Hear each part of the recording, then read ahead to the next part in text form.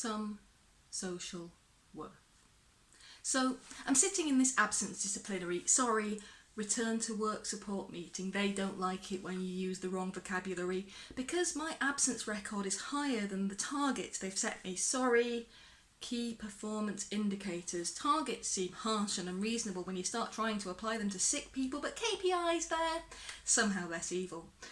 And my employee file is thick with sick notes. Sorry, fit notes, as in fit to be working. A sick note, a letter to say that you're shirking, and that's the ever-lurking accusation. I'm faking, I'm lazy, but somewhere in that sheaf of notes is my official diagnosis: high-functioning autism.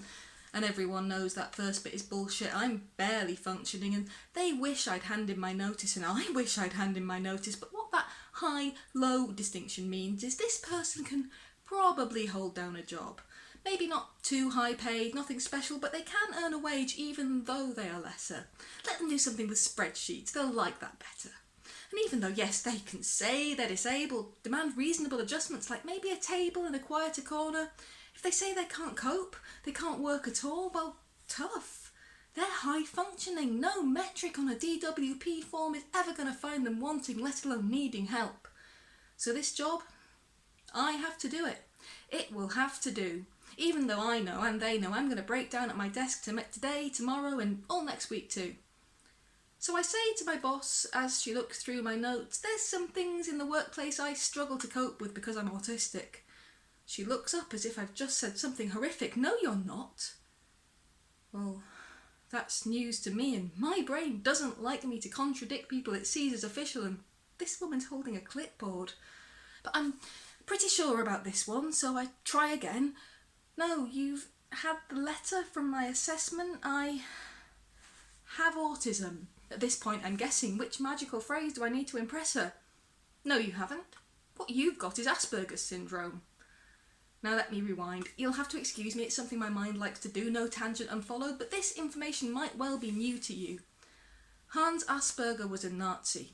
And that's not hyperbole, I'm autistic, I'm talking literally. Austria, Third Reich, master race, Nazi. This is a man who sent disabled children to their deaths because think of the burden they would be on their parents.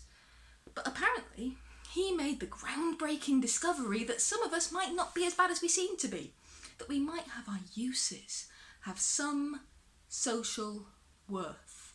And what the best thing for a drain on the state would be euthanasia. To euthanise us would simply be a waste of labour. And this man gave his name to a syndrome, a euphemistic, neat semantic trick that means, yes, you're autistic, but one of the good ones. Or, you're not autistic, that's only the ones who can't work, the ones who are really disabled.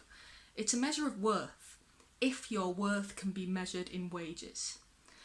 So I look at this woman, the language she's using, the distinction she's making, the boxes she's ticking, and my throat is aching with the scream that I'm swallowing, and my shoulders are hunching, holding in the panic attack, because that's what they mean by high functioning.